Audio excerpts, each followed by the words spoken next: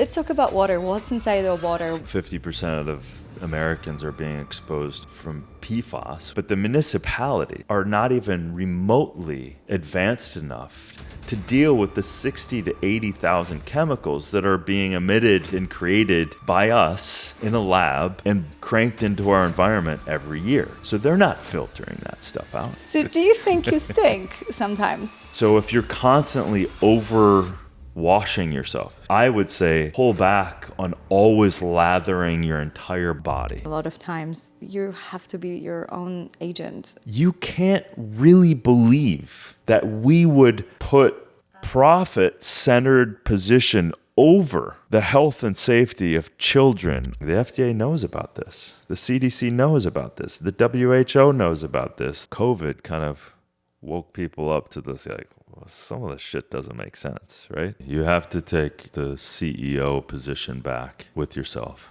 Hi, my name is Aggie, and this is BioHacking Bestie.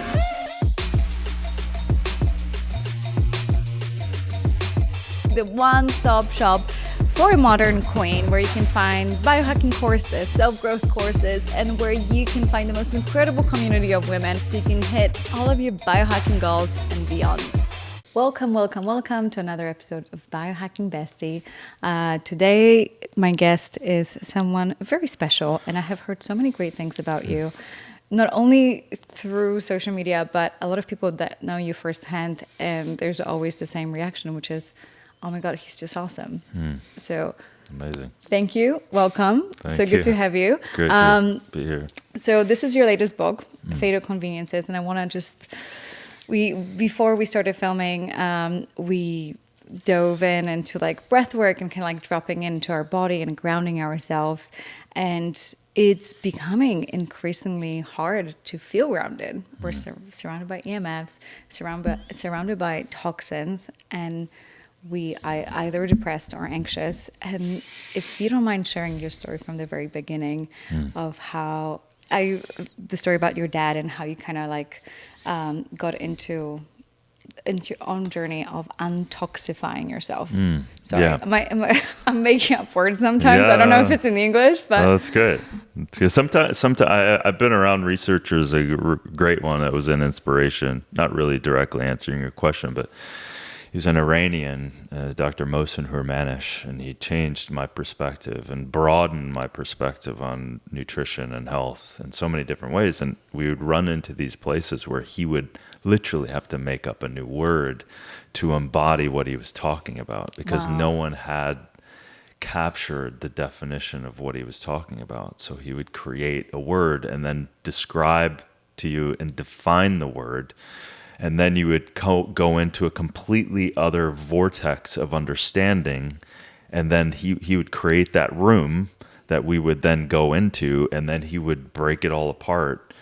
And it was just like hours and hours and days I spent with him. Wow. It is true, though, that our experience is limited to our language. So if we can't describe something, our experience becomes even more limited. So giving ourselves permission to make up words that don't exist to broaden our experience. So exactly. So anyway, the journey of health, and the even pre my dad, it already had started with, I got hurt playing American football, and that kind of threw me into physiology and nutrition in college, and little did I know this whole thing spawned the superfood hunting and nutritional investigation. Which was your first book as well. Which was the first book, and formulation of products and getting exposed to indigenous people and the environment. And so like, you never know what's happening. And my worldview clearly was changing from a small town in Minnesota to the more I was seeing things for real and learning, the more things changed. And so as college was happening, my father, and this was in the 90s, right? So my father was a high-functioning professor, very smart guy, empathic. And I was at school, and he said, listen, I'm having some neurological problems. I can't think. I'm fogging out. And I think we found out what's going on. And I said, through a few of doctor friends that were either friends and also working with them, he had what was called now chemical sensitivity disorder, multiple chemical sensitivity. What a gift, by the way. Because most people, that I guess is what I'm leading to, is like we are slowly poisoned that it's so hard to remember what it's like not to be poisoned. And hence, it doesn't feel like you're poisoned. So if you're listening to this, and I think that's like my biggest mission with this interview, you're probably thinking, all right, it's about, not using dental floss and deodorant, but I don't really feel any side effects of that. Because I remember back in the day, the baseline it's so lowered that you feel like needing a coffee, feeling a little bit shit is normal. Until I believe there is no, like, health isn't something that is like black and white, and I think there is no upper limit to health. It just gets better and better and better. Well said. And I really just want you to, if you're listening to it, if you're watching this and you feel like, I don't want you to dismiss this, because just hear it out, because the biggest gift in your life can be actually getting sick, because it makes you pay attention, makes you realize how many toxins you're actually ingesting. So sorry to interrupt, but that was like... No, it's a perfect segue, because it's like, on that note, we get used to how we feel, and then we believe and decide that that's who we are. Yeah. Right? So this is how I feel, this is my aches, this is my pain, these are my energy levels. And then you automate your life based on whatever. And we think that needing to have a coffee is just part of our personality, as if. Right. Oh, I love coffee, so I just do it. And I just don't drink enough water, and it's just who I am. And but all these, along the way, I got a psychology master's degree, because I was fascinated, and I still am. That's probably one of my most powerful and driving forces of my life, and because it's just observation of yourself and the world, and then how do you then use that information to either better yourself or potentially gift that in the world. And so it's constantly everything. And it's hard, because I think we have somewhat of a similar mission to just help people feel great in their bodies, but it's how do you communicate that without sounding preachy or sounding like, you're missing out on this and that, because it's really hard to lose something. So understanding psychology of how to actually land the message, that's so important, and how to help people feel better without feeling like there's another thing on their to-do list is really hard, I imagine. And I think maybe to my fault, I haven't been interested in telling people what to do. And maybe that's why you're so successful, because you haven't. Yeah, and it's also comes back to get me, because at the end of the day, people want to be told. So I spend 3/4 of this information in this book with just ridiculous amount of information, right? Yeah. And at the end of the book, all it is telling you what to do. It's like it's saying, okay, well, don't use that dental floss, use this one. Don't use that makeup, use this one. Don't use those diapers, use these. Don't buy this t-shirt, buy this one. So it is saying, because I realize that people need a place to go, especially when they're not in this space. And it's easy to be overwhelmed. So, and I want to bust that delusion. Overwhelm's a lie. It's a made up idea, right? Because how can you be overwhelmed when you and I are just here, right? This is what's happening. I mean, aside from, tragedy happening or an earthquake, maybe one of us is overwhelmed in those situations, but really not. You want to be receptive to the moment. And so, AKA the hardest thing on the planet is to be receptive to the moment, right. But at the same time, it's where you find your inner peace, right? Exactly. And so, where were we? So my dad was fueling this information, and back then the internet wasn't even cranking. I know. Right? I'm an '80s kid, so I remember. Beautiful. So my dad, of course, he's a professor, so he's reading studies, he's highlighting them, he's making photocopies. Going to a library. Yes, he's sending to all of us and the family And he says something to me, and he sends me a care package. He goes, I know you're coming home this weekend. If you're going to be around me, you can't wear anything that has off-gassing. You can't wear the T-shirt with What's the long... off-gassing for those who don't know? So like a regular shirt, right, has formaldehydes, azo dyes. This is an alarming statistic just for a T-shirt, about 8,000 chemicals from growing the cotton. And one of the largest toxic crops on the planet is conventional cotton. Which is mind-blowing because you look at clothes and it's like, oh, it's cotton. Right. So you Must be think good for me. Right. So it's, big shout out also, my ADD's kicking in, but I'm not helping you. We probably can talk for a few days. I just been helping a buddy of mine, Jeff Garner, who's been a plant-based fashion designer for plant dyes and demonstrating this for 20 years, right? Wow, beautiful. He's dressed everyone at some point. Wow. Who cares about the shit, but been working in his own little silo. So anyway, he's been shooting a documentary, and I was just in Nashville, and now he's back. And so we were actually in the lab testing some of these things with a research. How exciting. And it's so fun because I do love when a camera's on and we have information to give. Just a different part of me comes alive, and that's why I love the docu-series with the mission and things like that. So I've really, clothing really became a whole thing. So when my dad, on the side as a professor, he loved Harley Davidsons. So, and him and I actually rode together because I rode Harleys for, most of my young adult life. Yeah. So I'm just now I'll get a new one later, but, and so my dad would wear these on the weekends, and it's such an intense dyeing process as a Harley Davidson or whatever. Yeah. And all of those are all chemicalized versions. And so he couldn't wear new clothes at all. They would have to be super old or vintage. And so anything from carpets and deodorants and shampoos and any of that. So he would send a care package of how to wash the clothes that I'm going to wear with this unscented stuff, the shampoo and conditioner to use, this whole thing. So I would have to detoxify myself just to hang out with my dad.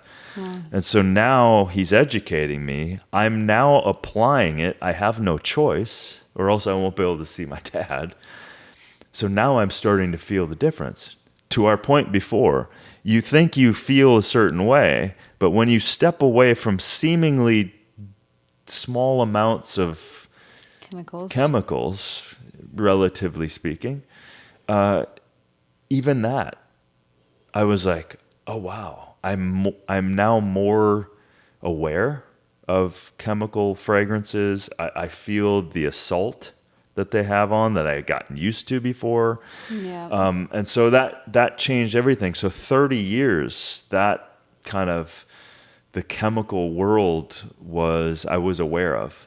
And wow, what a gift. Yeah. I'm only just getting started. And so again, if you're watching this, there's no like again, black and white situation. You either eliminate everything or nothing at all. Even me eliminating a few things, I already notice perfume. Like it drives me crazy when I smell perfume. Like, incredible. Sleeping in hotels. I've traveled with my own pillow and my own pillowcase because I don't want to put my face against it. Right. And so there are these things that, like, the moment I'm nowhere near where you are, but it's not a competition. Even if, I think the average is that an average woman is exposed to 168 chemicals a day. Even if you limit that by half, that you already see the difference. I can just speak from my experience and then you notice those chemicals. And I'm looking forward to getting to a point where you are, where can we get to zero? Probably not in today's society, but I mean, you can control what you can control, but we have 50% of Americans are being exposed from PFOS, which is a derivative of forever chemical derivative of Teflon, just from the drinking water. Wow. if they're not filtering their water. So let's talk about water, actually, because I'm Yeah. speaking here. Yeah. I have a water delivery that gets delivered in glass jars, and you know Perfect. it's beautiful and mineral structured. And I think back in the day, I would go out and pay $15 for a drink and get a tap water. And now I don't drink and pay $15 for water. This is when you know you changed. But Right. let's talk about water. What's inside the water? Why we even inhale water in the shower without a proper filter, and how the very thing that is supposed to making us feel good, it's actually making us sick. Yeah, but water's a big one. I mean, that's kind of one when Sip people right now. when people always ask, like, what do I do? I always say, you're opening up your mouth and either eating or drinking something. That's the place to start. It's very vulnerable, right? So water, you know, let's just take a step into the incredible advancement. You know, we're in your beautiful house. I go to my house. We turn on the tap and we have on-demand water. Yeah. Like, it's amazing. Yeah. Like, I've been around the world. You've probably seen, like, there's 2 billion people on the planet that have never seen clear water, right? It's dirty and it's in a jerry can and they're playing Russian roulette, and thousands of children are dying all the time of just waterborne diseases. So I just want to acknowledge we've come a long way, but the municipalities are not even remotely advanced enough to deal with the 60 to 80,000 chemicals that are being emitted and created by us in a lab and cranked into our environment every year. So they're not filtering that stuff out. So that's, how do we even get those chemicals in the water in the first place? Because a lot of people are thinking, well, this water is coming from a well, etc., without actually understanding that, yeah, sure, the water originally was great. It's the process of, by the time it gets to your house, it's Right. not. Yeah, so I mean, if you can find a spring and you can test that spring and it's clean, then that's your gold standard. Drink that water, right? Yeah. There's very few places on the planet that have clean, clear water. So And even if there was a spring at the bottom of this building, assuming, right? And so all the chemicals, so anything that is getting washed down from the streets, that's, you know, through the rain, gets absorbed by the soil. The soil then, you know, water gets absorbed through chemicals. Then it goes through pipes that are full of lead, mercury, and whatnot, et cetera, right? So even if you started with a really good water back, you know, outside of Los Angeles, by the time it gets here, it's not exactly it's the case. interacting with so many other things, and then even the chlorine that you're using that's that right, you, yeah. that you need, they need to, or else you would acutely die of bacteria. I mean, that's a problem in or Bali. typhoid. Like, if I brush my teeth in Bali with tap water, Right. I get really sick. It's parasite and whatnot. So Yeah. we want to appreciate that you can brush your teeth with tap water here in the US and you're not going to vomit. Exactly. So again, we're acknowledging, but and however, you know, you have these major issues that to the point that you're alluding to. What we do in our environment, where we aerosolize, what we spray on the ground, pesticides, herbicides, Roundup, GMO, whatever it is, goes into the aquifer, goes into the ocean, goes into it contaminates these things. So again, whatever we flush down, the amazing thing is 25 years ago, they knew that pharmaceutical drugs, the remnants of pharmaceutical drugs that were flushed down toilets, were now into the waterways. And that was one of the first alarming things. And I was sitting there going, here we go. Wow. Right? Out of sight, out of mind is very dangerous. It's so convenient for us because it's like, take my trash away. And the thing that popped in the book when I was writing this, I'm like, you want to be an environmentalist? Start here. Be very, very mindful of your environment. Just doing that helps the environment. Wow, Because so beautiful. It's They say, well, if you want to change the world, start with yourself. And 100%.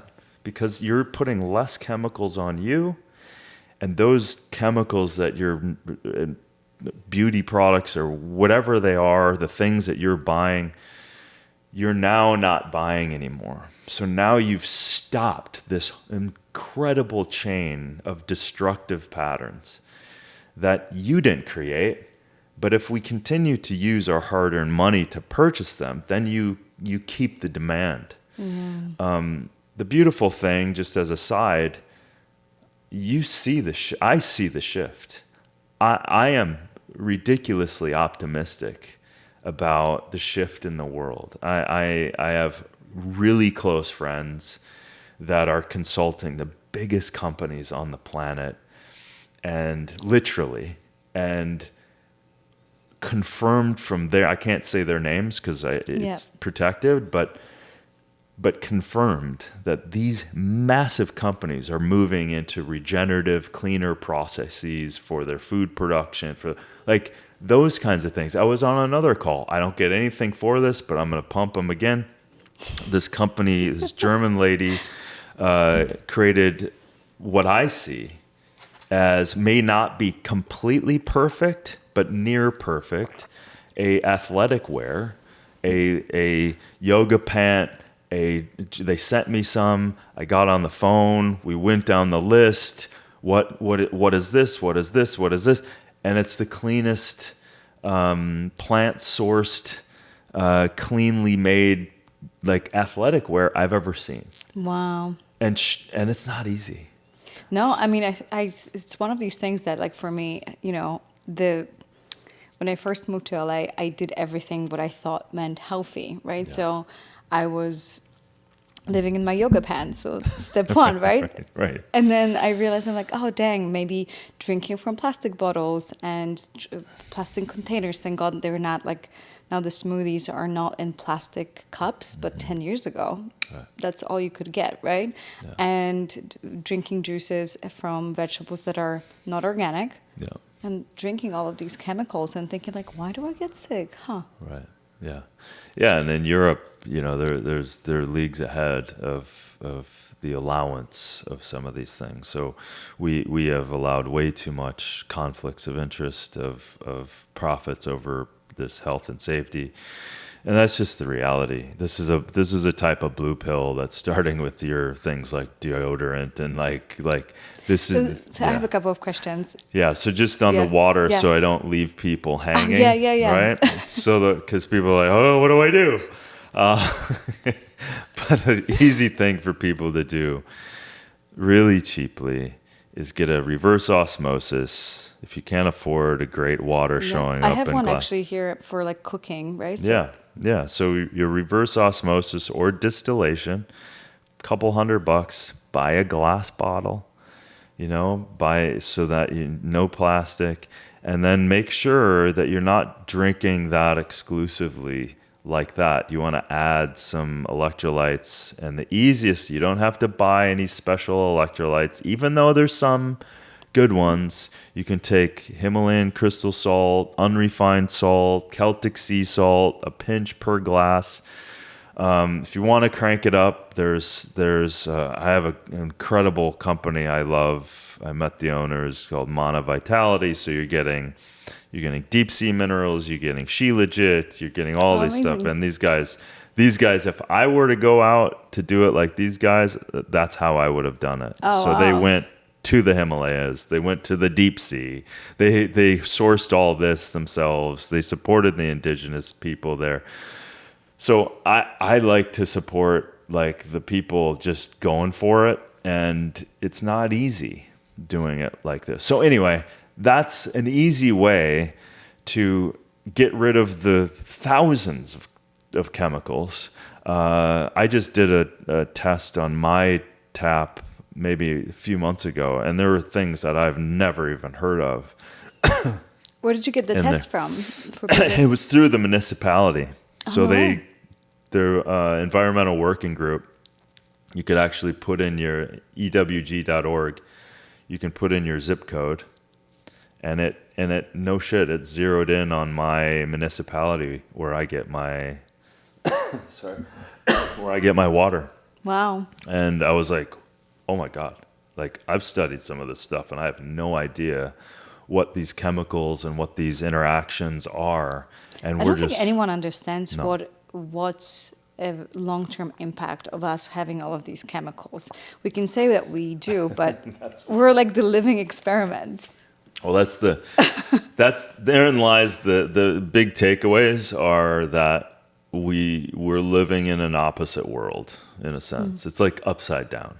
Like, what do you mean? Like the recent report that just came out like a couple weeks ago, when there was an entity that did some research on a liter bottle of water in plastic, and on average, because there was some studies done, they were saying, yeah, maybe about 90,000, which is a lot, microbits of plastic are in this water. Well, come to find out, the average is 240,000 Crazy. microbits of plastic. If you're just normally drinking out of a liter of a plastic water bottle. So we're consuming that. There were studies even showing that microplastic were in the hearts of people so it's everywhere. These things are getting everywhere. And what are those? Plastic. It's petroleum with hundreds of chemicals that it takes to make that, with plasticizers, phthalates, endocrine disruptors. It's crazy. And we've just gotten used to grabbing a water bottle and drinking water from this stuff. And so, sorry, but when you travel, like, sometimes you don't have an option, Yeah. right? And that's the sad part, that when I'm at the airport, I'm like, I don't want the tap water that says filtered, but it's not, like a water Yeah. fountain. Or you get the plastic water, but it's one of my pet peeve when they Yeah. take away your water. I know. When you fly. I'm like, that's the only thing I want Now, to take with me. I haven't tried this now, but apparently there's a loophole. Really? You can say that this is a medical grade water that I need. I'm so testing this right now. I'm going to test it too. I haven't, but Tracy Dews, Tracy Dews does a podcast on water. She claims she does it all the time. And she brings I mean, it her is medical grade, so she's not lying. Exactly. We're not. Wow. Right. And Because so that's like my biggest thing, was like the one thing you can't take. Like, you can know. take all your liquids and shampoo, and I'm like, that too, but like I don't even use anything on my body when I travel. Yeah. Just to use normal water. But that's like the biggest thing that I actually want to take, like a big jug of water. Yeah. And it is starting to change. I did see some, which is, there's some drawbacks, some aluminum in it. Yeah. Aluminum that you can buy instead of plastic. So. And I just traveled in Europe, went to Sweden and in Italy. I just remember that they have new scanners that allow water bottles. Oh, great. Because you don't have to get rid of it. So I think that would be really helpful. I mean, I don't know how healthy the scanners are, or that's another story. But Yeah. that was the biggest surprise in Europe. They let me keep my water bottle. Can I ask you an inappropriate question? Of course. Great. Let's go inappropriate. So do you think you stink sometimes? 'Cause Do I what? Stink. And here's my theory. Do I stink? Yes, sometimes. Because here's my theory. I think I used to stink so bad because I use traditional deodorant. Now that I stopped, it's very, very rarely I have a bad odor, because I think it's just the chemicals trying to leave your body. Yeah. So feel free to answer or not, but Yeah, no, I think, listen, you got to ask people closer to me, I think. But that said, I haven't had that feedback that I stink. So I think. I mean, not from me this time, but I'm just curious, like, because, I think when you leave traditional deodorant, you can smell yourself. For sure. Like, it's not a fun journey. Yeah. Well, it's mostly, it's not necessary.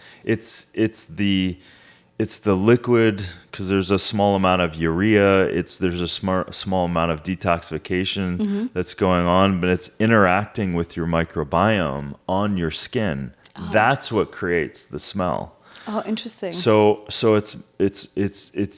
it's simple and complex at the same time, because you're dealing with, if you're over cleansing your body, right? So you have sebaceous cells, anywhere from 2,000 to 6,000 per per square inch of your body. So those are your cells, the skin cells are creating sebum. They're creating natural lubricants.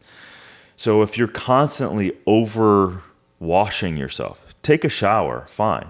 But I would say pull back on always lathering your entire body. I mean, obviously the places where you maybe need to do that, which obviously you can figure that out.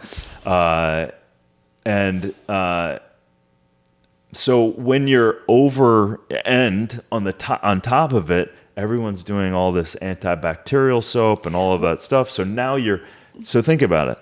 You're clear cutting your microbiome on your skin, which you need. It's defensive. Because people don't understand the word bacteria. They're like, oh, antibacterial, I'll kill them all. But I'm like, but you want bacteria. You want it, and it wants to be. That's why antibiotics, when you're taking it, it's like clear cutting your forests, right? Yeah. So it's a very once you start down that road, it's a very dangerous road to start down.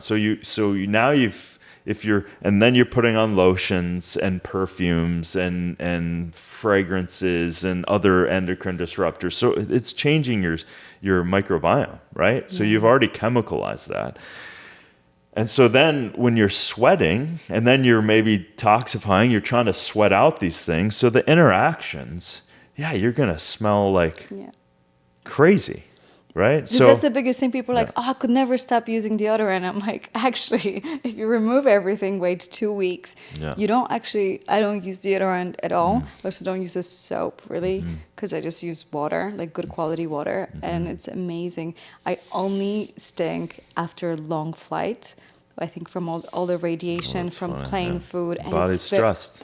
But it's also great feedback. I'm like, my body is eating toxins, exposed to toxins. I'm drinking plastic, water from a plastic bottle, and immediately it comes up in the smell, which is like the best feedback. It's how your body communicates. Exactly, and what you're eating, right? So it's like plain food. Yeah, stay away from all that. I got a really great hack for that. So a salad, I make a salad. I mix it up. I use hummus, so I don't have the dressing to worry about and get it all liquidy. So I kind of make a thick dressing, but I make a massive salad with nuts, barucha nuts, and whatever, and I shove it in a mason jar, glass mason jar. No one ever.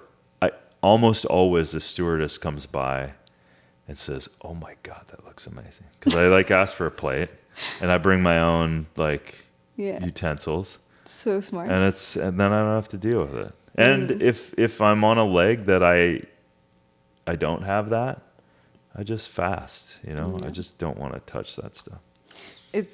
For me, it's hard. My flight to Bali is like 32 hours. So sometimes when I take some stuff with me, that's like not enough. I mean, I eat a lot, so there isn't enough food, but I see how much it's changing. And so what I love about Bali, for example, that people are like, Indonesia, third world country, blah, blah, blah. It's incredible. You go to the restaurant and every menu has, restaurants pride themselves in the oils they're using. They're like, if you're vegan, we use coconut oil. If you're not, we can use ghee. There is no seed oils. And the fact that you can request what oil you can use, or you can ask for butter. In the US, and I'm like, here we are, 2023. If you ask a restaurant, hey, how do you prepare this dish? Are you using seed oils or, whatever? It's just like a big secret, or it's like rude to ask, or it's unclear. And I find it so fascinating because aren't restaurants about the way you pay them for preparing the food the right way? So that's the service you pay. That's the idea, right?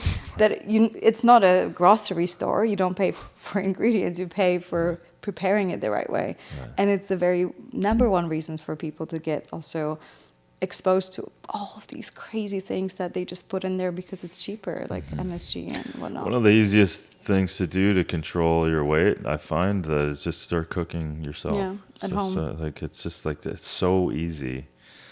What's your favorite, 2 go-to dishes that you like? That I like to make, or that is like, oh my God, I'm so busy and so lazy today, but I know that this is my go-to. I mean, listen, I can crank out a salad, like a massive salad, in 7 minutes. right? And we should test it. and Go to my fridge. yeah, because I sprout. So I've got sprouts. So I'm helping a buddy out. So Doug Evans wrote it. You should have him on. I love Doug, actually. Doug's So amazing. I've connected with him online, but I Yeah, literally, when you perfect. said sprouting, I was like, oh, the one, Yeah, I can so- only think of one person.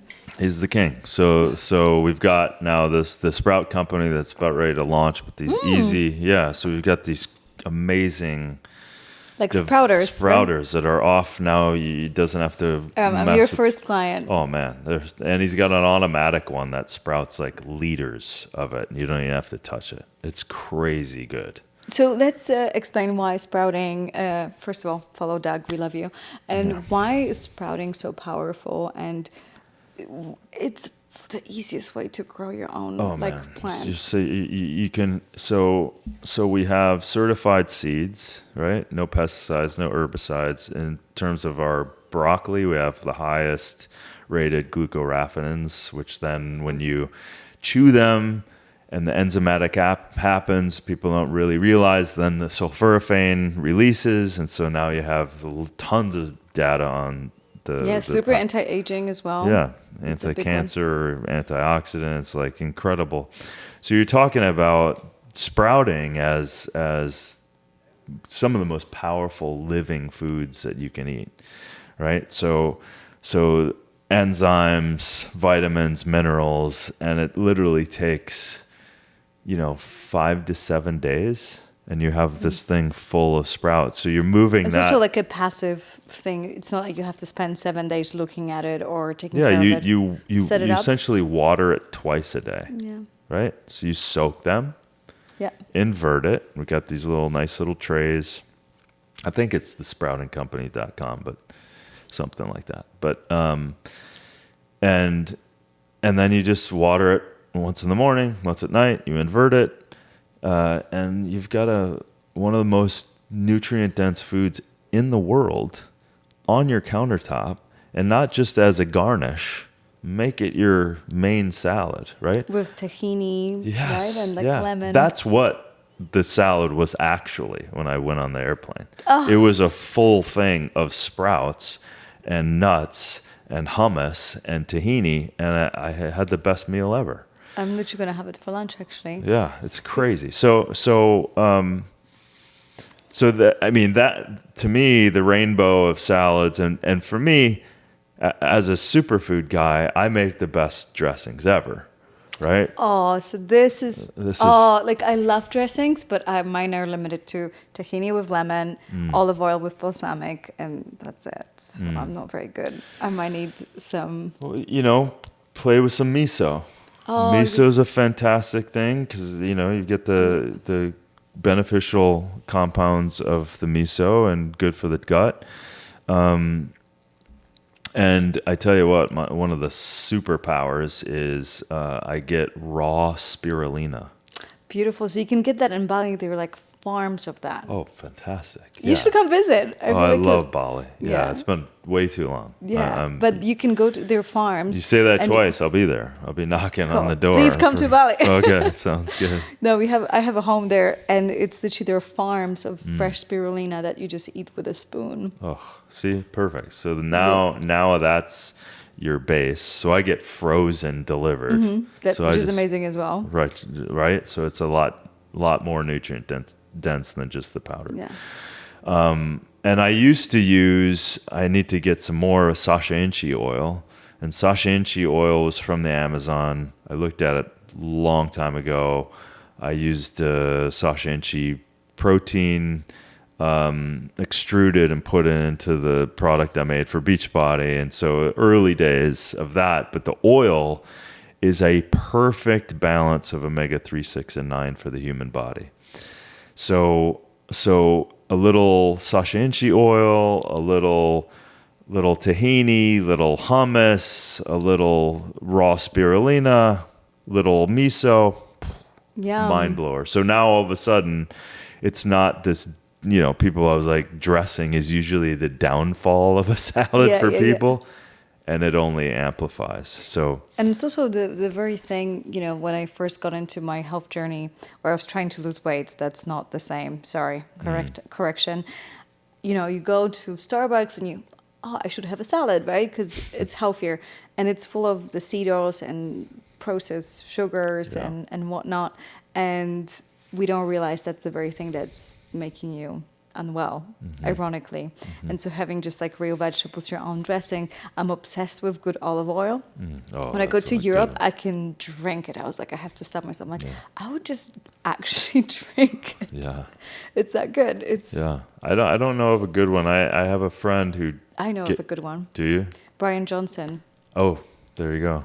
I can pour some for you so you can try it. It's like you can literally drink it like that. It's like, wow, really big difference. I've heard good things about that. I had a friend who's got in Ojai, has got a permaculture farm and grew some olive, and he just delivered some. So other than that, I haven't had a good olive oil until I was working with a group in Sabinza, Italy, and and that was just seeing it firsthand. It was like, wow.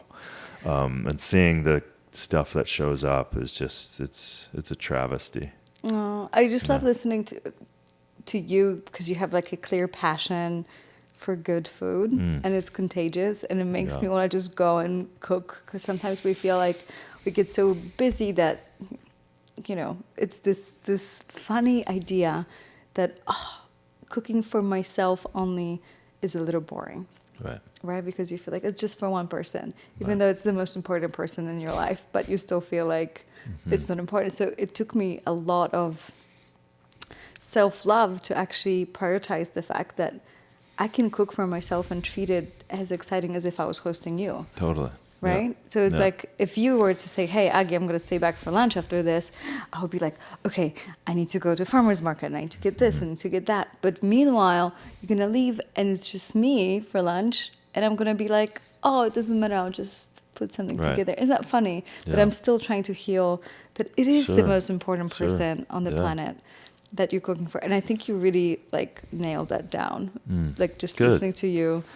Well, it's you're talking with someone that dedicated 20 years of his life trying to find the greatest foods and plants around the world. So it's like, it means a lot to me, because I've seen the journey also of so many of the so-called supplements or adaptogens, and I've seen places I'm like going, oh my God, and I walk by the manufacturer, I know that these are going to certain companies, and I'm like going, oh my God, they have no idea that this is horrible, or it's untested, and it's a weird thing in that world where you think you're getting what you're getting, and it's really, really hard to know, because some companies don't do it, and then it's a plausible deniability, which I get into in the book. If you don't test it, then you don't know, and then you're not liable. It's a weird thing, right? So, but what about due diligence, right? You can do it to a certain degree, right? I mean, we always said back in the day, look at the label. Well, now the label doesn't. There's so many loopholes. The label doesn't show or share everything, right? Yeah. There's certain things, like you said before.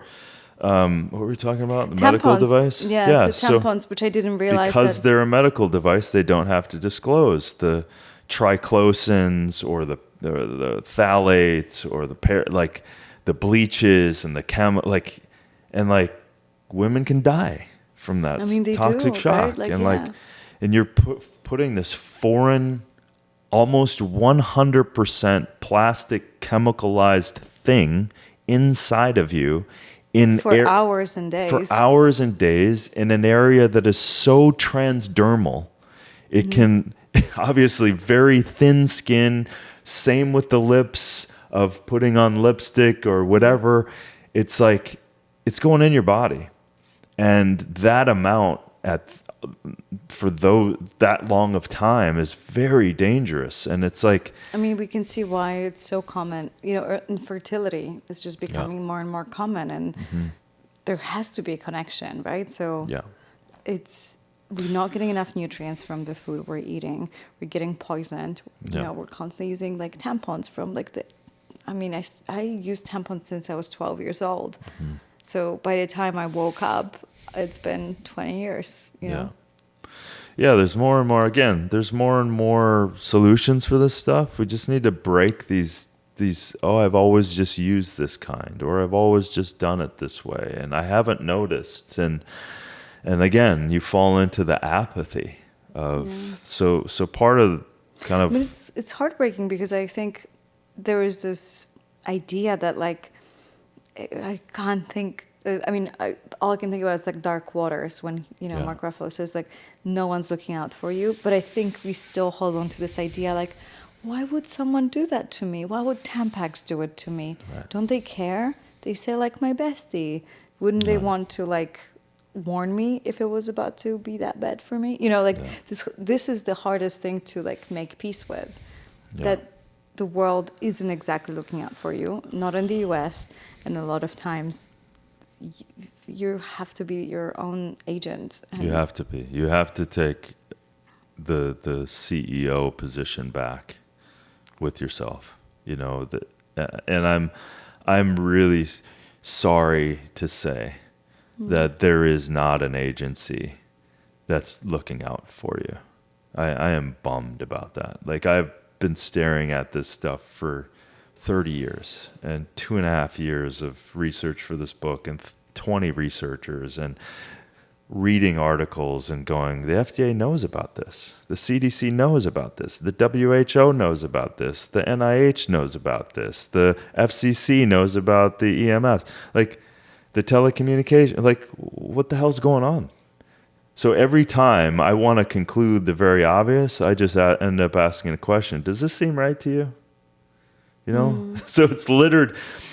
There's so many swear words that are not in this book. As I was writing this book, I'm just going, I'm reading things over and over going, how? Because I too, staring at this stuff, I get it.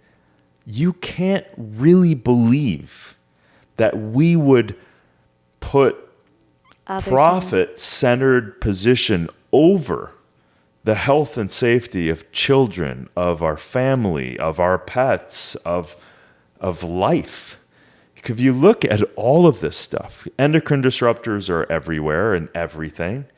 PFOS is everywhere in everyone.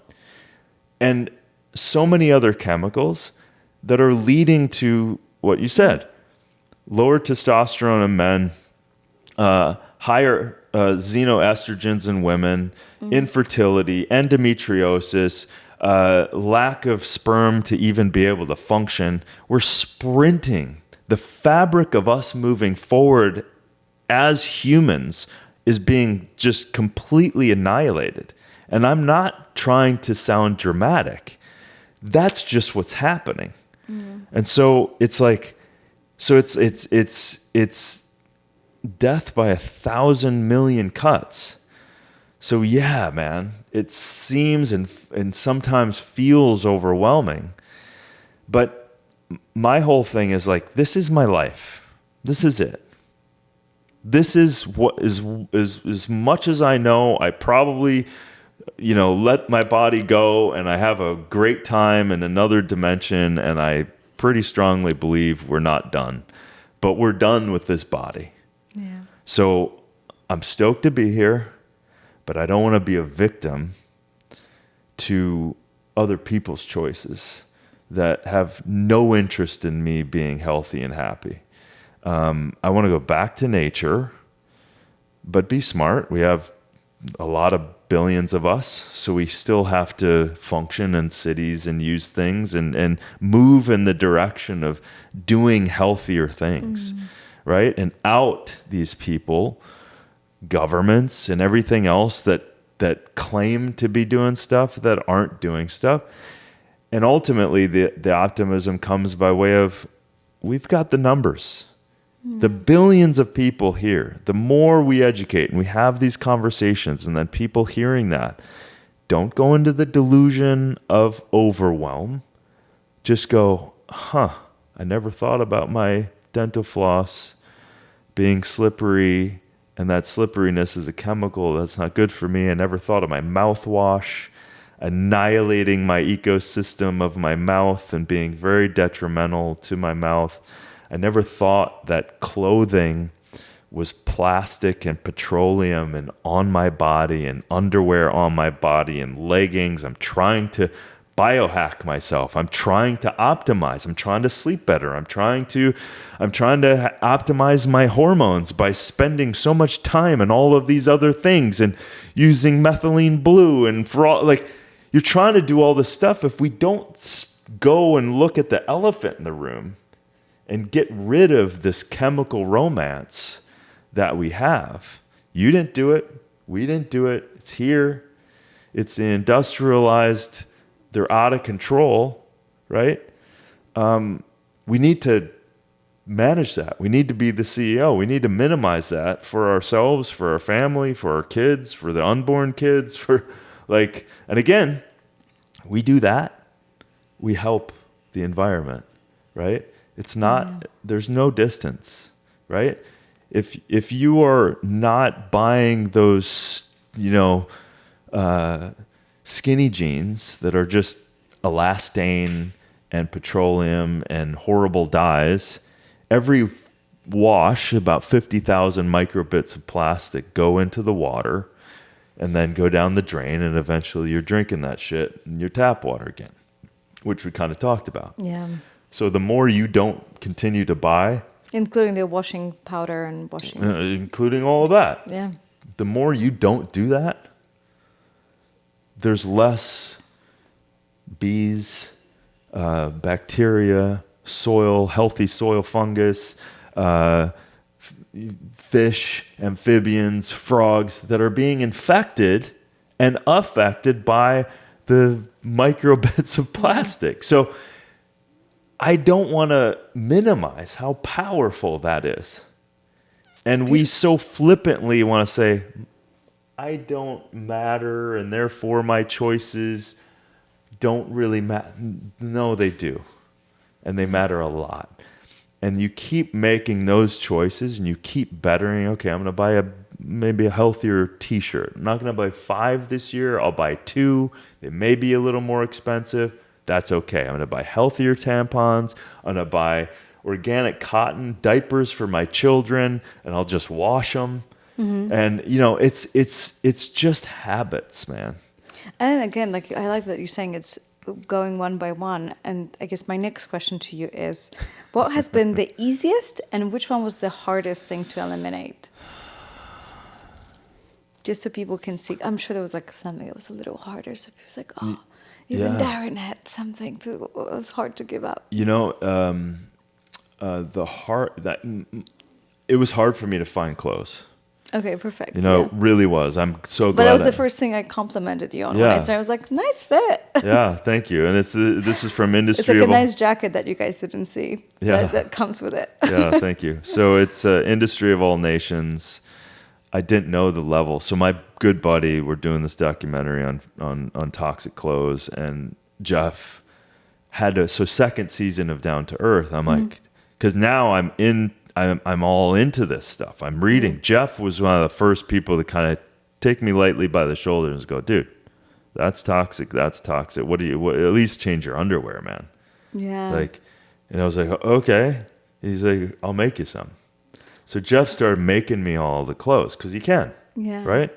And it's like, those brown jeans are walnut, hand dyed by him. And I'm like, okay, that's fine for me, but I don't like to do anything where I'm just the only recipient, right? Oh, wow, that's beautiful. Right? So I'm like, okay, how can we do this? And he's like, it's hard to do this thing. Well, let's do a documentary. I'm like, okay, I'll help you do that. And then in that process, I go back. Jeff said, get a t-shirt like years ago. He didn't know the level of industry of all nations. So I email these guys. I go, hey, man, you guys are doing a lot of good things. I'd love to know what you're doing. And boom, the owner, Juan, reaches out right away. I get on the phone. He goes, come down. Let's talk through all this stuff. And the level that these guys are going blew Jeff away. Oh, no way. Yeah. And so Jeff is that beautiful, though? That's beautiful, right? Has it been easy? No. Have they been Profitable? No, because they just put it back into but are they being supported by the indigenous people? So the indigenous people started investing into them. Wow. Because they're investing into their process to do it the right way. So it's this incredible, from Bolivia to Peru to India, all these places, people want to do the right thing. They know what the right thing is. But there's another thing. Everyone wants to make money for their family. There is an inherent thing, hey man, if I don't have another choice, I got to put food on my table. Yeah, 100%. So I have to work in this toxic environment. It's the only choice I have. Do I want to do that? No, but I have to do that. So if you give people another choice, they will freaking take it, especially when it's done right. 100%. Especially with thinking about them. Not to mention the customer, not to mention how the whole process is going, not to mention the earth, right? Mm-hmm. That there's nothing toxic. So I'm like, oh my God, like we got to support this. We got to support companies. And also even the Tripulse company that I recently talked to, some of it is imperfect, right? It's not quite there because the industry's not there yet. But they back it up with testing, so there's no off-gassing and all that stuff. So while we were filming Down to Earth, there's so many different things for us to get into. Luckily, I had this opportunity of kind of seeding the crew with like, let's do this, let's talk about that, let's create, and we came up with this term, imperfect solutions. It's better. So in that world of like, let's say we have chemical agriculture, which is just so destructive for the planet, right? And then you have regenerative permaculture, and it's a big gap between. It's a massive gap, and it's a huge learning line of a farmer who hasn't been doing that for most of his life to go back to his ancestral kind of line, and right? stop using Monsanto, and, right? glyphosate. But it's so seductive to just do. They're going to take care of everything else. All I have to do is feed them this and plant that, and I have a check. I get the seduction. But if we don't work together, we have no choice, and it's not a light switch. So if we say, hey, this is where we want to get you, we'll support you from where you're at, chemicalized, and we'll support you all the way. We'll buy all of your stuff. And one of the big companies I can't share about, a massive company, they are, you can guess all you want, but they have committed to buying everything from the farmer. So there's no perfect, this is where we want to go, but they said, this is where we're going. You're still with us, and we'll buy everything in your transition. No. Right? So all of a sudden you eliminate the stress. Because the biggest stress of a farmer is when you put something in the ground and you're growing it, and if someone doesn't buy it, you're screwed. Right? Yeah. Right? And it's like, we don't understand that we expect farmers to do better, but like, why do you expect someone to pay out of his own pocket when he has to support his family? And I would love to celebrate people that are starting their own businesses, doing their own companies, and being paid. It's this idea that if you're doing the right thing, you should be doing it for free because, if it's your mission, then you should be doing it for free. I'm like, no, if it's your mission and you're doing something incredible and good for the planet, you should be paid twice as much as a person that's doing it just for profit. And so like healing that indigenous people shouldn't be working for free, or they should be getting paid more than what it would be paying in the factories. 100%. And it's like this spiritual idea that if you're a good person, you should be okay with less profit. No. I'm like, no, we need the budget for a bigger mission, Yeah, and listen, the nature is abundant. Yeah. There's not that our construct is that we have to live a certain. Nature's abundant, and people that benefit from nature the most, which are, I don't want to even get into the monarchy and all the mining. That the very small percent of people are enjoying the benefits of nature and all the natural resources that we could be sharing. For me, this whole idea that one country is richer than the other because of natural resources that it's within their country is a little wild. Because I'm not that I'm a communist, but I'm thinking like, wouldn't it be amazing if it would be shared freely between all of the countries, just because Oh, you mean one humanity helping humanity? right? Like, doesn't matter that you're from Saudi Arabia, but why don't we just share the oil instead of people have billions and billions of dollars just because they're from one country, and the other countries, like especially in South America, are struggling, right? Or the islands, because they don't have natural look resources. at Africa, the continent of Africa. It's probably the richest continent of all of its resources. Should own the planet. They're being Abused, pushed down and abused in many different ways. And, it's an unbelievable country, unbelievable people, right? And it's completely hijacked, full of corruption in certain sense. So, I hear you. And it's, you have capitalism, which is like, hey, everyone deserves to make, money and everything, but not at the expense of other people, of the planet. Go with the planet. Do it the right way. Everybody can win. It's creative, not competitive, right? Get creative. Quit being competitive.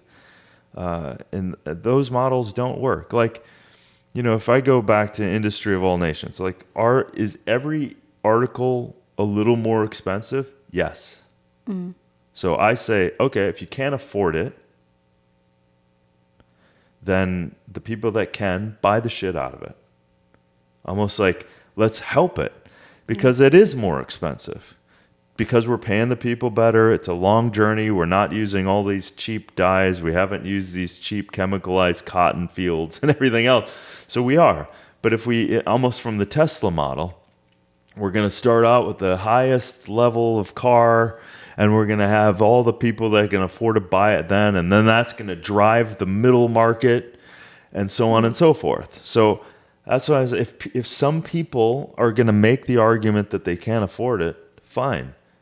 If you can, buy the right thing and help drive the market, right? So that all of us can afford it, middle class, lower class, and we can make a new standard, and we can create that utopia, a very grounded opportunity for people. And just, it's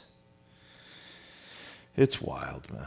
I was going to ask you, like, speaking of utopia, what's like, if you close your eyes, what is like the dream planet that you hope to wake up to one day?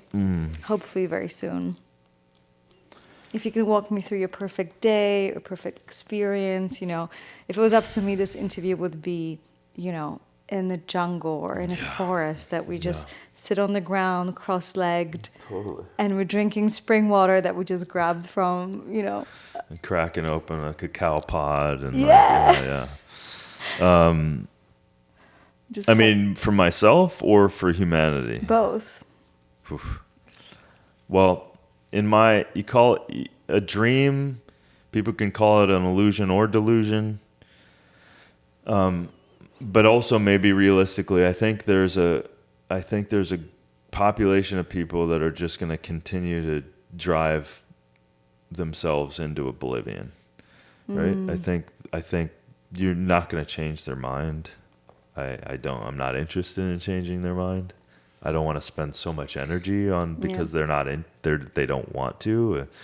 You can call it the transhuman movement of like divorce nature and whatever else, and then you have this other side where I think a lot of the COVID kind of woke people up to this, like, well, some of this shit doesn't make sense, right? Yeah. And so you're having really smart people have been outed out of their industry. Really smart scientists now don't even trust their own industry because they were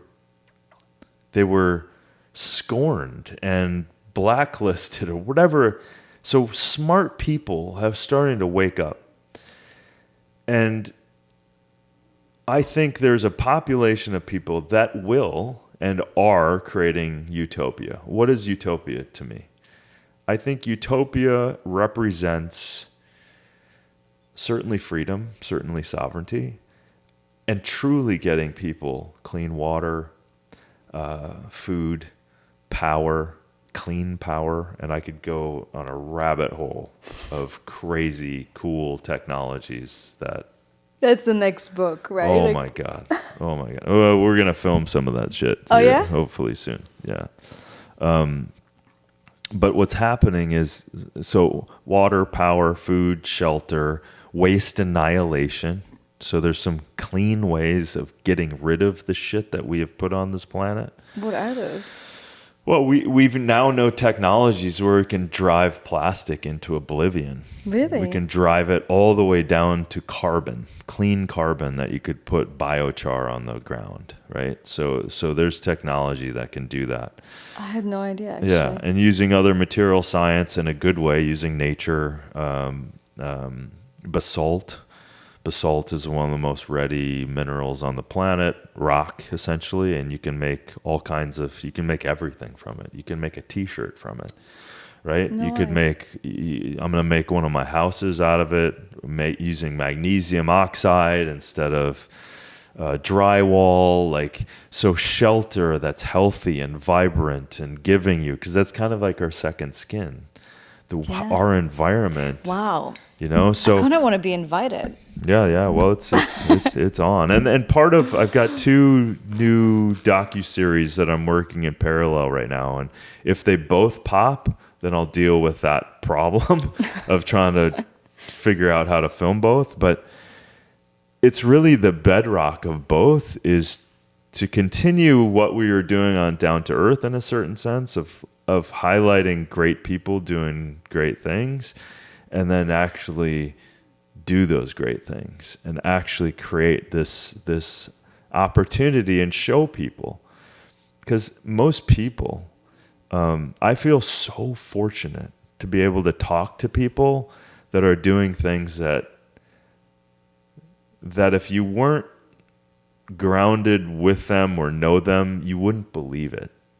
Like, you wouldn't believe that some of this technology exists, that we don't have to run electric lines. There is an advancement of this stuff that is so incredible, and we can create infinite water directly out of the air. We can desalinate in a small way without destroying the ocean, because desalination plants are are wiping out the ocean because of all the brine they're putting back into the ocean. And so there's all these things that the idea that there is waste is a lazy kind of side issue, right? Mm-hmm.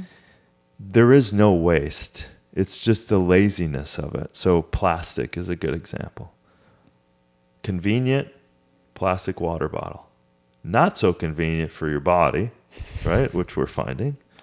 And not so convenient for the earth, right? So 450 metric tons are produced of plastic every year. And there's no away. I don't care how much you recycle, barely any is recycled, but it's still in the world. It's not gone. We need to annihilate the horrible idea that we had, and to change this and use different material sciences and create these other things. So there's all kinds of today solutions. Yeah. It is funny that when I think of plastic bottles, I remember even being a kid and thinking, like, why would you create something in the first place that you can't really get rid of? Wouldn't you say, okay, I can make a plastic bottle, but if we switch everyone to plastic bottles, and there's so many people, and you use one every day or multiple times a day, you know, you're on a film set or whatever, all of these things, wouldn't you just from that point think, that's probably not a good solution. I shouldn't introduce it in the first place. Like that was always my question. Like, why are we starting something that is already a bad idea in the first place? I mean, you're asking a level of awareness that someone would have. Yeah. And consciousness of what they're doing. Because I understand now we have, I believe, technology. I mean, the old school technology of glass. I see that it might be challenging for some companies to have water. I mean, I have this cool bottle that it comes with like a really good reverse osmosis filter that you can actually put tap water in. Right. But I feel like this is just all of these, now listening to you especially, I'm like, dang, I didn't realize there's so many solutions to the problems I thought are solutionless. Yeah. I mean, there's big companies that are changing out PFOS. Very good friend of mine. He's figured out from a material science, because PFOS is on paper, it's on leather, it's on waterproofing, it's in makeup, it's everywhere, and they've now figured out a higher performing to PFOS using algae, right? So it's just a matter of the right people committing to it, because that's all it is, and we should just not be okay with this idea that maybe they thought about it, but they didn't care. Yeah. And then we just continue to adopt that. I mean, the entire planet, like someone made that call, and the entire planet is now heavily reliant on plastic bottles. It's just, there's a part of me that feels quite angry. Yeah, no, you should be. It's like, you should be, because it's like one bad call and then 6 billion people. Okay, let's just continue with this really bad idea for like 50 years. Yeah, and it just has a long list of side effects. Yeah. Is that similar to the things that when we do stuff out of the balance of nature, it just has continuous side effect that you never get out of until you actually stop? Yeah, but it blows my mind that it's making all of us sick. It's everywhere on the planet. It would be not too difficult to replace, yet it's just no urgency whatsoever. So I really celebrate people like yourself that actually go out there, write books, speak, and support companies that care for the right thing. Yeah, listen, it's in our nature. And again, it is our nature, and I believe that. And even the people that have kind of divorced themselves in order to do this for the God that they're worshiping, which is profit, they know. Yeah. They know what they do. And I have more faith that there's more good in people. And so when you create the opportunity for people to do the right thing, I think they will. So it's not all gloom, and No. there's so much hope. I do love your socks. They're wool, right? Yes. Undyed wool. Undyed. And from not tortured animals. They're like their own pets. And so they don't have to wrestle them down. Aww. And they just shave them. And there's no trauma. Beautiful. And so like knowing that, it's like normally I wouldn't want to support normal traditional wool. So yeah, it's when you get to understand that and then use that stuff, there's a very big thing that I love, and that is integration. When you get to integrate for yourself as well as the world, it's a really powerful force. Beautiful. I heard you mention that this book, you thought you're just gonna whip this book up in 3 months. How long did it take? 2.5 years? Yeah. Oh my God. Well, it's like this whole thing of like when you actually look at something and you think, okay, I know a bit, right? Any book, as you know, you like when you actually spend that time. I've been there. I thought it's going to be 3 months as well, and it was 1.5 years. So yeah, because you're like, oh wow, and it's like, oh, how do I say this and how do I say that, and I didn't know about this other thing, and so I was so naive because I was already doing it. Like I was already aware.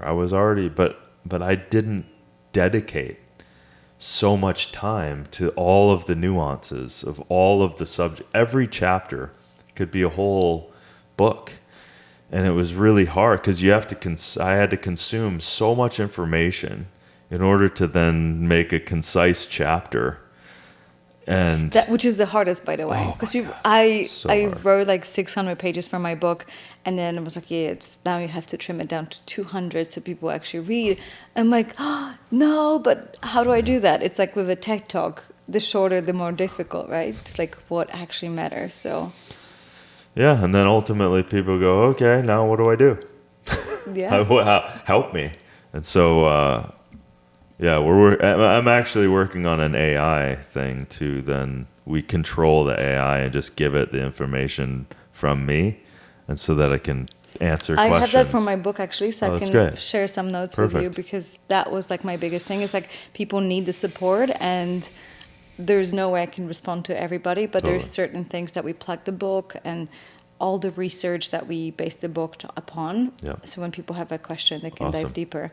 So I think that's definitely like using technology as much as possible. Well, you use it, it's going to be used for all kinds of crazy shit, but it's all in how you use everything. Yeah, I mean, the electricity keeping these lights on can also kill people, right? And have been used for that. Like, not to be grim, but the podcast, the internet, you can go down a dark place in the internet.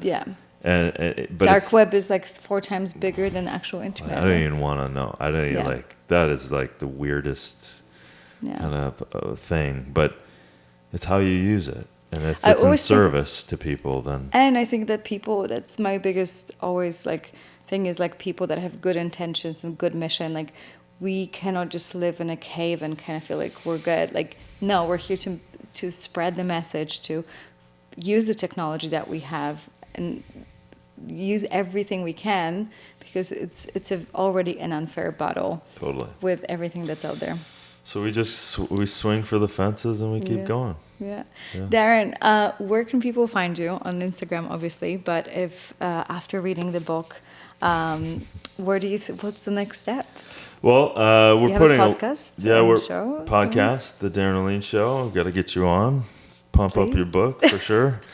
And DarinOlien.com.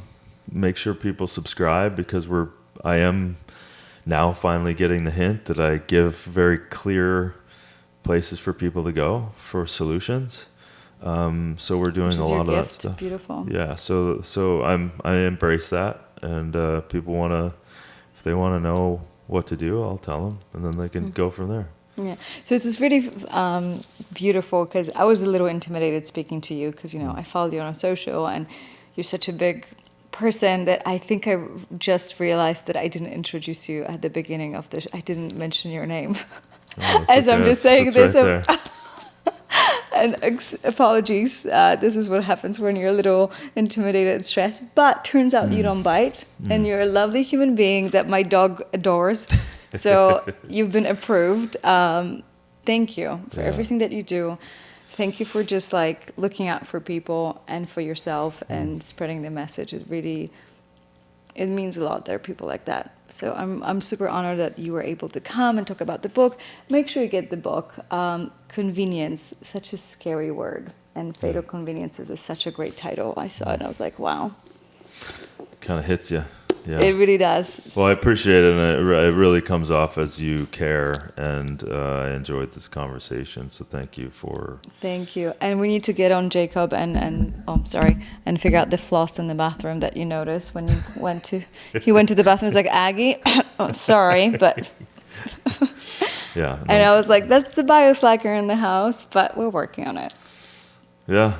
Well, he can read the science if he wants. Yeah, I think this book really I'll just slowly drop it on the side of the bed. Just like open a page. Yeah. And then just go. I was like, oh, interesting. Look at that. Wow. Would you look at that? Study. Beautiful. Thank you. Thank you so much You're for coming. welcome. I really appreciate it. Yeah.